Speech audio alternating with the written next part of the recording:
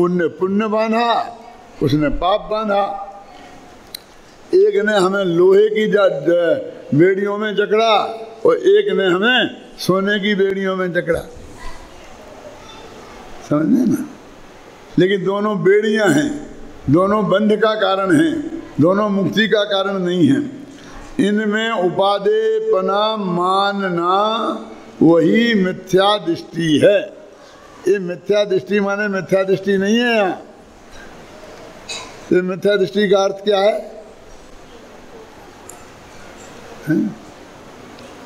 वो जीव मिथ्या दृष्टि है ऐसा नहीं कह रहे कीर्ति, क्या कह रहे? उसकी ये दृष्टि मिथ्या है, उसके ऐसा सोचना, ऐसी दृष्टि वो मिथ्या है, उसका नाम है मिथ्या दृष्टि है। उसकी यह दृष्टि मिथ्या है माने यही मिथ्या दृष्टि है, समझ गया ना। ये अपन मिथ्या दृष्टि कहते हैं, अपने मिथ्यात्व मान लिया। उसके दृष्टि में ये मिथ्यापना है कि दोनों चीजें कर्म जाति की थी, समझे ना। उन दोनों से कर्म जाति वाले में को एक को हमने धर्म जाति का मान लिया और एक को कर्म जाति का मानना, ये हमारी गलती है। ये आसव तत्व के संबंध में भूल है। अब मैंने एक दिन पहले दिन कहा था कि सब व्यवहाराभासी हैं, कोई निश्चयभासी नहीं दिखता है ना। अब मैं आप सबसे पूछता हूँ, छाती पे हाथ रख करके बताओ, क्या आप जो सुबह पूजा पाठ करते हो तो वो धर्म नहीं है? आपका मन मानने को तैयार है, हैं? आप 2 घंटा वैसे ही मुफ्त में बर्बाद करते हो, हैं? क्यों, क्या कर रहे हो? उसमें हमारी धर्म बुद्धि है कि नहीं है? पर इसी का नाम तो व्यवहाराभास है। वो पूजन करना में वो नहीं है व्यवहाराभास मिथ्यात्व, समझे ना। गुरुदेव कांजी स्वामी का नाम आपने सुना होगा। उनसे कोई आदमी जब इस तरह का प्रश्न करता था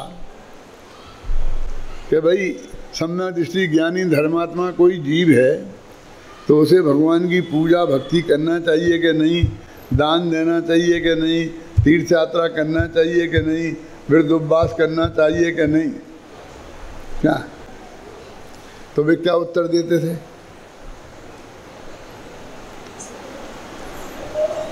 कि भूमिका के योग्य राग आए बिना रहता नहीं है। वो जिस भूमिका में है उस भूमिका में जिस तरह का राज, पूजा करने का, भक्ति करने का, दान देने का, तीर्थ यात्रा करने का भाव आए बिना रहता नहीं है। कि आए बिना नहीं रहता, ये बात पक्की है कि हाँ पक्की है। तो इतना कहने में क्या बिगड़ता है कि हाँ करना चाहिए। फिर आप ऐसा कह दो कि हाँ करना चाहिए, कि कह दिया ना कि ऐसा राग आए बिना रहता नहीं है, कि तुम ये नहीं बोलोगे करना चाहिए। हम जानते हैं ये करना चाहिए नहीं बोलेंगे, ये उमठी बांध के बोलते हैं क्यों? वो कहते जिस कारण तुम हमसे ये कहलाना चाहते हो कि करना चाहिए, हमें कोई दिक्कत नहीं, हम कह सकते हैं, लेकिन जिस कारण से तुम कहलाना चाहते हो उसी कारण से हम कहना नहीं चाहते। क्या मतलब? तुम इसलिए कहलाना चाहते हो कि तुम्हारी मान्यता ये है कि ये धर्म है, इस मान्यता का पोषण करने के लिए कहलाना चाहते हो, और हमें ये मान्यता का पोषण करना नहीं चाहते, है ना। तो आप लोग ऐसा करिए, मैं बताता हूँ। नीचे देखो, नीचे की पंक्ति पढ़ो। सो नीचे से तीसरा पैरा, छोटे छोटे पैरा है। सो ऐसी दशा ना हो तब तक प्रशस्त राग रूप प्रवर्तन करो। अब इनको तो नहीं लगा डर, टोडरमल जी ने तो नहीं कहा ऐसा कि आए बिना नहीं रहता। उनने तो क्लियर कह दिया कि शुभ राग रूप परिवर्तन करो, कह दिया। कांजी स्वामी से नहीं कहला सकते हैं।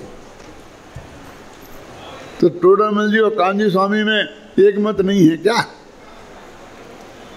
अरे भाई, कांजी स्वामी तो टोडरमल जी का मोक्ष मार्ग प्रकाशक पढ़ करके उनने वो अपना स्थानक वासी संप्रदाय छोड़ा और दिगंबर धर्म स्वीकार किया। मालूम नहीं आपको? उन्हें 2 किताबें मिली थी। सन 1878 में, विक्रम संवत 1978 ले लो, में उन्हें समय सार मिला और 1982 में मोक्ष मार्ग प्रकाशक मिला। समय सार मिला तो उनके मुंह से निकला कि ये तो क्या ना, ये तो विदेही अदेही होने का शास्त्र है। और मोक्ष मार्ग प्रकाशक पढ़ा तो इतना पसंद आया कि ये 7वां अध्याय जो अपन पढ़ रहे हैं, उनने अपने हाथ से लिख लिया। सारी जिंदगी में अपने हाथ से इतना ही लिखा हुआ उनने। समझ में आ रही बात मेरी? इतना लिखा होगा उनने। वो आज भी सोनगढ़ में उनके हस्ताक्षर से लिखा हुआ रखा है। इतना अच्छा लगा था ये अध्याय उन्हें। तो इनने इन दोनों तो 82 तक तो उनने बदला नहीं था। उन्हें तो 91 में जाके बदला संप्रदाय। तो इन दोनों ग्रंथों के आधार बनाकर ही उनने बदला है। वे मतभेद कैसे हो सकता है? तो फिर टोडरमल जी के भगत हैं वे, तो क्यों नहीं कहते हैं कि प्रशस्त राग रूप परिवर्तन करो? क्यों? राग आए बिना रहता नहीं है, ऐसा क्यों बोलते हैं? तो सुनो, फिर परंतु देखो, इतना तो कह दिया उन्हें कि वे तुम्हें नहीं मानना है, करना है तो करो, परंतु सिद्धांत तो ऐसा रखो कि यह भी बंध का कारण है। अब क्या रह गया बोलो? ये है सिद्धांत में ऐसे मोक्ष मार्ग जाने तो मिथ्या दृष्टि ही होता है। अब सिद्धांत में तुम्हें मोक्ष मार्ग जानो, जब मोक्ष के मार्ग में चले, थोड़ा रास्ता तो पार कर गए, थोड़ा और रह गया बाकी, समझ गए ना? तो क्या होगा? 5 पांडवन की बात तो आपने सुनी होगी। 5 पांडव ध्यान में खड़े थे तो उनके शत्रुओं ने उन्हें लोहे के गरम गरम कड़े पहना दिए हाथों में पैरों में। तुमने देखा होगा, गिरना वहाँ जाते हो बाली ताना शत्रुंजय ने, तो वहाँ पर रास्ते में बना है ना एक छोटी सी मड़िया, उस मड़िया में पांडव खड़े हैं और उन्हें ऐसा आग से जला रहे हैं। और 3 मोक्ष चले गए, ये भी सुना होगा। और 2 सर्वार सिद्धि गए। सर्वार सिद्धि जानते हो? तो मोक्ष के बिल्कुल पास में है। तो थोड़ा सा 1-8 किलोमीटर और चलते तो मोक्ष में ही पहुंच जाते। क्यों? थोड़ी कसर रह गई ना। है? क्यों? क्या कसर रह गई? कि ये रह गई कि ये हमारे भाइयों को जला रहे हैं। खुद की फिक्र नहीं हुई, वो भाइयों को जला रहे हैं। वो भाई भी सगे नहीं थे जो जल रहे थे, सौतेले थे। मालूम? पांडु की 2 पत्नियां कुंती और माद्री। कुंती के 3, युधिष्ठिर, भीम और अर्जुन, और माद्री के 2, कौन? नकुल और सहदेव। तो सौतेले भाई थे, तो उनका विकल्प आ गया, इसलिए रहे। अरे भाई साहब, थोड़ा कसर नहीं रही है, पूरी कसर रही। उन्हें इस भव से मोक्ष जाना ही नहीं था। वे चरम शरीर ही नहीं थे। उनकी क्रमबद्ध पर्याय में अभी मोक्ष दूर था। समझ में आई ना? उन्होंने छपक श्रेणी ही नहीं मारी थी, वे उस रास्ता ही नहीं चले थे। वो 8वें गुणस्थान में, 7वें गुणस्थान में जहाँ पर छपक श्रेणी मरती है, वहाँ से ही दोनों का रास्ता अलग हो गया था। और वे सर्वार सिद्धि गए तो वे शुभ भाव से गए, वे शुद्ध भाव से गए। कितना अंतर था? अंतर तो दिखता नहीं। हमें तो बस जरा सा रह गया। और जल तो दोनों पांचों ही रहे थे, और कड़े तो किसी ने नहीं हटाए, जल के मरे तो सभी। हमें तो बाहर की क्रिया दिखती है, ये फर्क तो कुछ था ही नहीं। ये तो इतना अन्याय विचारों के साथ हो गया, लेकिन पूरा अंतर था कि नहीं था?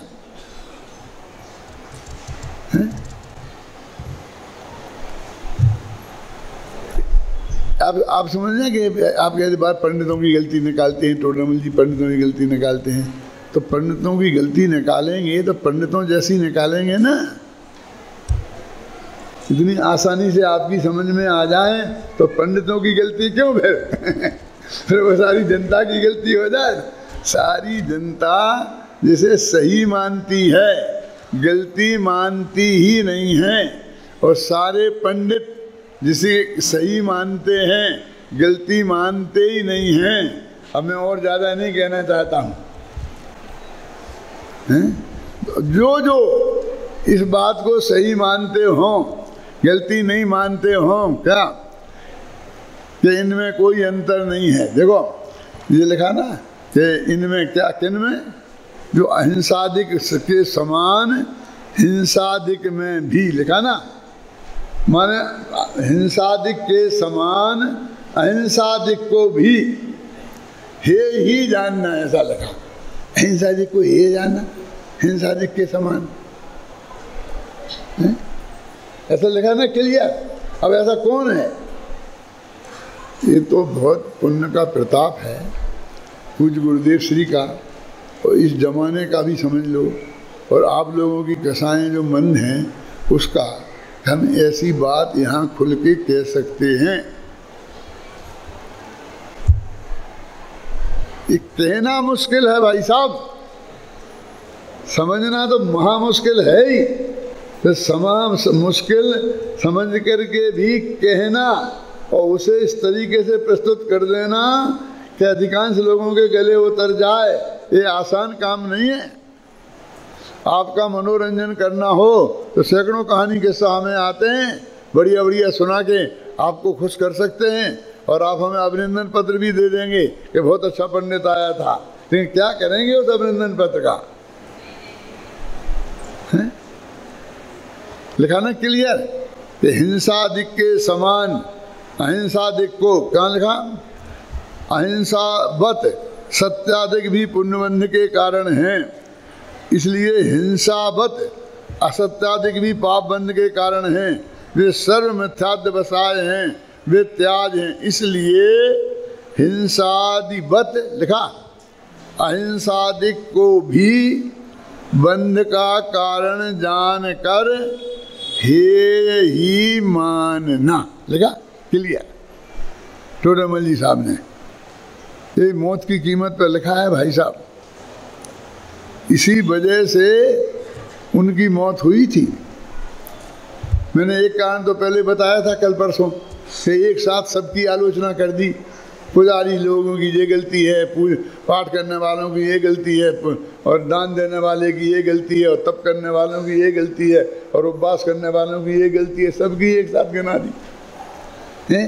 अब यहाँ पर अहिंसा को भी हिंसा के समान, दोनों को ऐसा नहीं कहते भाई उसे जरा ज़्यादा हे मान लो और इसे थोड़ा कम हे मान लो। क्यों? हम ऐसा कहते हैं ना, ठीक है, वो ऊंची भूमिका में ये भी त्यागने योग्य है, लेकिन नीचे तो ये चलेगा, वो छोड़ दो अकेला। लेकिन यहाँ तो क्लियर कहते हैं हिंसादिवत अहिंसादिक को भी, लिखा ना, बंध का कारण जानकर हे ही मानना। वो पुण्य बनेगा, इससे पाप बनेगा। तो हम कब कह रहे कि नहीं बनेगा? हम मान रहे हैं कि उससे पुण्य बनेगा और इससे पाप बनेगा, लेकिन बनेगा ना। तुम्हारा ध्यान बंधने पर क्यों नहीं आता? समझना, तुम्हारा ध्यान बंधने पे नहीं जाता, तो पुण्य और पाप के भेद पे जाता है। हम ऐसे लोग प्रश्न करते हैं कि ये भगवान, हम इतना पूजन विधान में खड़े हुए और इतने 2-2 घंटे आए, और बिना पानी पिए आए थे, और सब हमने ये बिल्कुल पिया, तो हमें कुछ ना कुछ इसका फल मिलेगा कि नहीं मिलेगा, ये पूछते हैं हमसे लोग। क्या जवाब दें बोलो?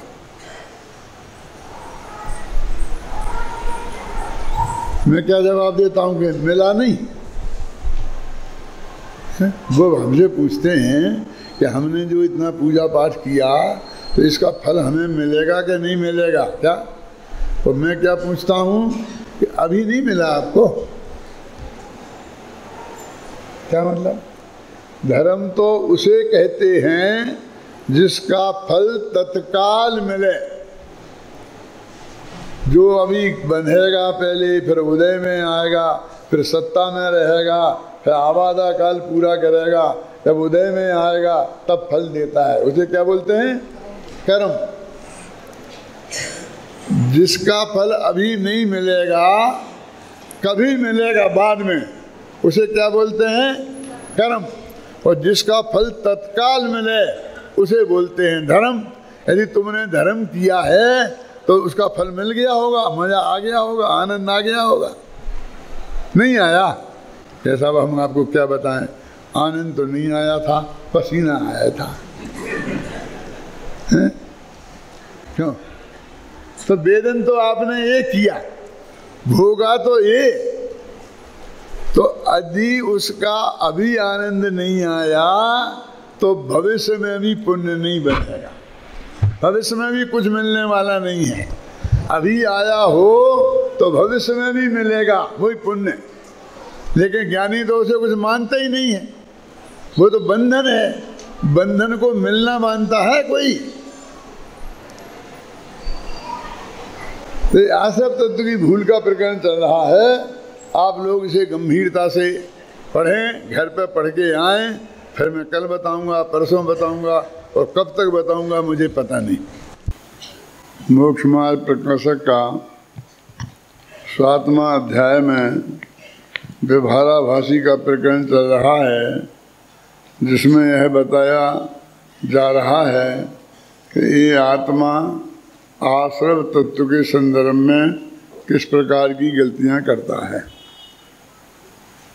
कौन? व्यवहाराभासी आत्मा, जिसने शास्त्रों का अच्छी तरह से अभ्यास किया है और सारे आगम प्रमाण जिसके मुख पर रखे हैं, फिर भी वो क्या गलती करता है। देखो, अपन ने कल 3 पंक्तियां पढ़ी थी कि तथा आश्रव तत्व में जो हिंसादि रूप पापाश्रव हैं उन्हें हे जानता है, और अहिंसादि रूप पुण्याश्रव हैं उन्हें उपादेय मानता है। परंतु यह तो दोनों ही कर्म बंध के कारण हैं।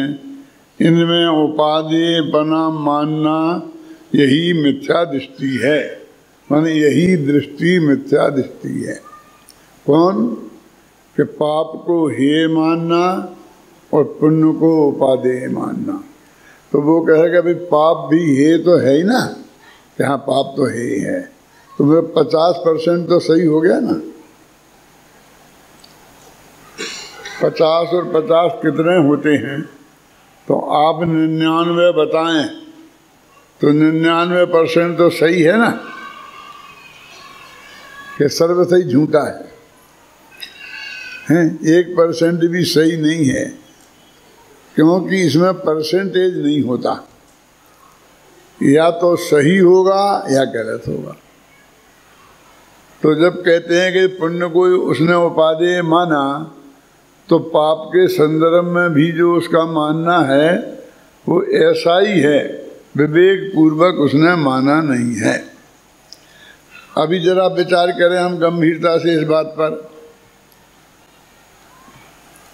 हम सब लोग यहाँ प्रवचन में आते हैं, सुनते हैं, और इतनी इतनी मोटी बात तो सभी जानते हैं कि हमको जो संपत्ति मिली है ना, रुपया पैसा मकान जायदाद, ये सब पुण्य के उदय से मिली है।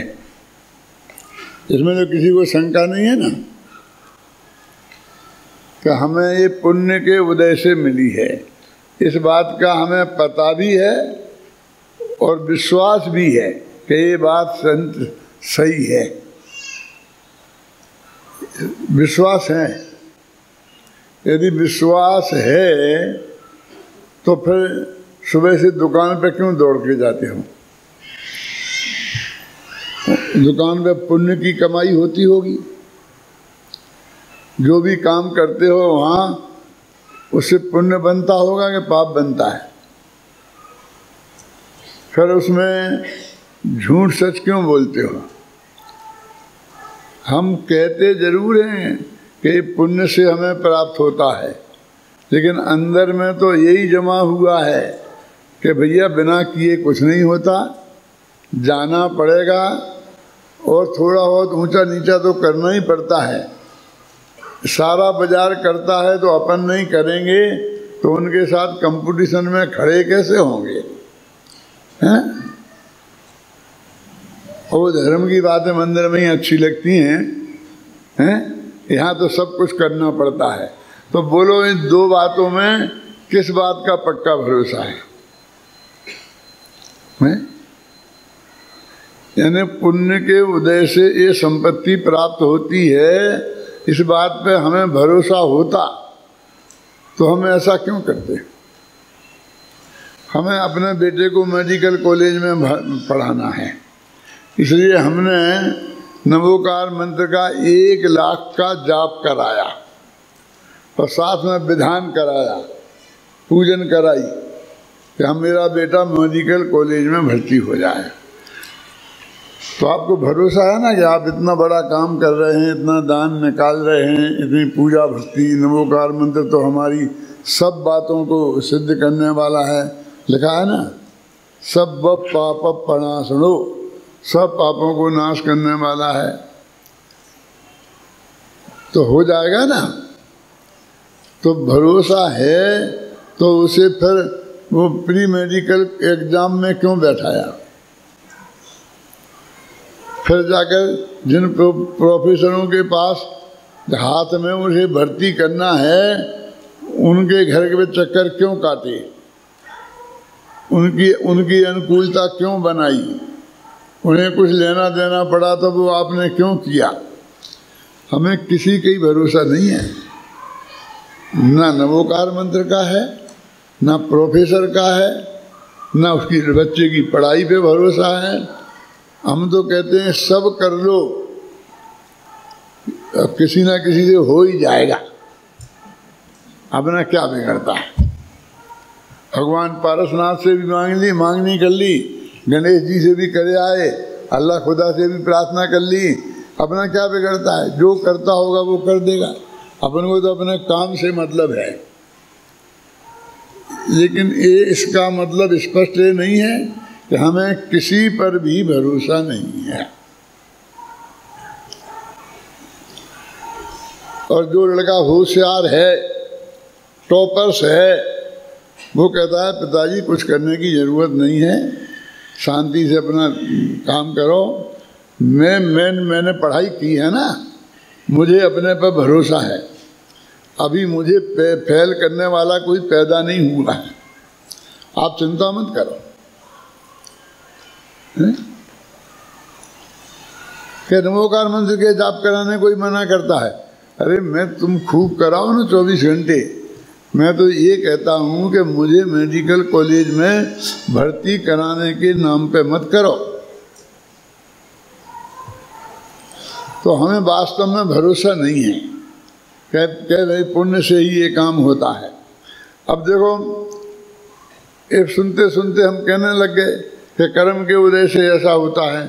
अभी इसमें एक पंक्ति है, देखो, वही समय सार के बंधाधिकार में कहा है किताब आपके पास? समय सार के बंधाधिकार में क्या कहा है? तो नीचे लिखते हैं, सर्व जीवों के जीवन मरण सुख दुख अपने कर्म के निमित्त से होते हैं। ये समय सार में लिखा है, वो कहते हैं। तो समय सार में तो हिंदी नहीं है, और ये तो हिंदी भाषा में लिख रहे हैं। तो ये समय सार में जो छंद है वो हमने नीचे लिख दिया है। देखो, है मुख्य प्रकाशक के वेद में नीचे टिप्पणी में। उन तो पंडित जी को तो समय सार की बात याद थी और उसका भाव ख्याल में था, तो उनने अपनी भाषा में वो लिख दिया कि समय सार में ऐसा कहा है। अब थोड़ी इसकी बारीकी में जाएं तो हमने समय सार की सारी गाथाएं उठाकर देख ली, लेकिन वहां तो ये नहीं मिला। तब क्या हो गया? तो देखो, समय सार की आचार्य अमृतचंद्र द्वारा लिखी हुई एक आत्मख्याति नाम की संस्कृत टीका है, और उस आत्मख्याति संस्कृत टीका में बीच बीच में कुछ छंद आए हैं। उन छंदों में ये बात है, वे ये छंद हैं। अब संक्षेप में लिख दिया, समय सार में लिखा है। अब समय सार में तो हम कितना ही ढूंढेंगे, मिलेगा नहीं। बहुत वर्ष पुरानी बात है, करीब 60 वर्ष पुरानी बात है कि एक महाराज थे, उनका नाम था आचार्य विमल सागर जी। ये नहीं, ये जो अभी अभी स्वर्गवास हुआ है ना, उनकी बात नहीं करता, वो 20 पंथी जो हैं वो। एक 13 पंथी आचार्य विमल सागर थे। जब मैं 20-22 वर्ष की उम्र का था तो उन्होंने अशोकनगर में चौमासा किया था। तो एक शर्त रखी थी कि कोई विद्वान को तुम हमारे पास रखोगे, हम हमारे संघ को पढ़ाने के लिए, तो हम यहाँ चौमासा करेंगे। तो जो हमारे यहाँ अध्यक्ष थे उनने कह दिया, हमारे पंडित जी हैं, वो पढ़ाएंगे, आपको चिंता की करने की बात नहीं है। तो मुझे 5 महीने का चौमासा था, एक लोण का महीना हो गया था, 2 भादवा हो गए थे। तो मैंने 5 महीने उन्हें पढ़ाया। तो उनने एक किताब छपाई थी, समय सार ही उनका नाम था, और उस समय सार में नाटक समय सार के कुछ छंद थे, पूरा तो नहीं था। और साथ में अंत में कुछ दवाइयाँ लिखी थी कि पेट दर्द हो तो पेट पे हींग को मल लेना चाहिए, लवण भास का चूर्ण खाना चाहिए। ऐसी दवाइयाँ भी 8-10 लिखी थी।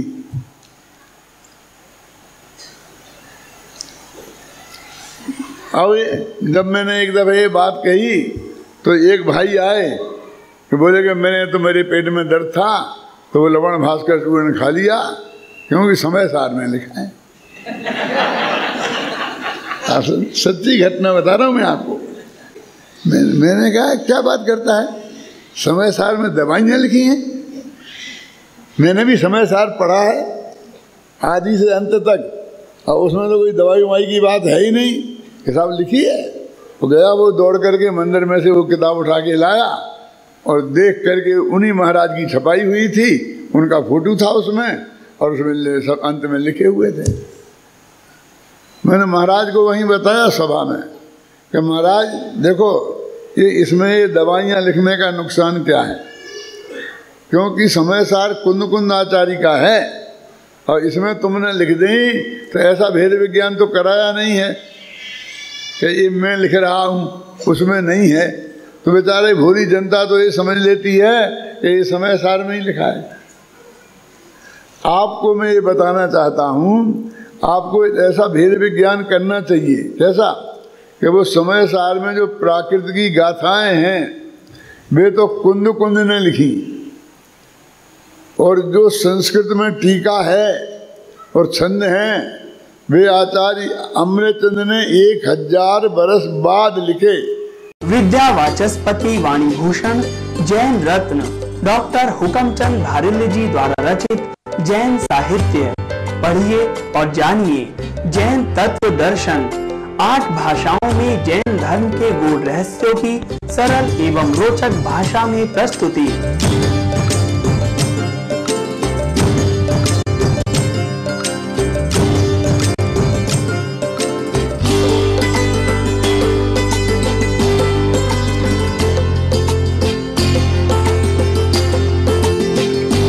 अत्यल्प मूल्य पर जैन साहित्य प्राप्त करें। पंडित तोडरमल स्मारक ट्रस्ट, बापू नगर, जयपुर, राजस्थान।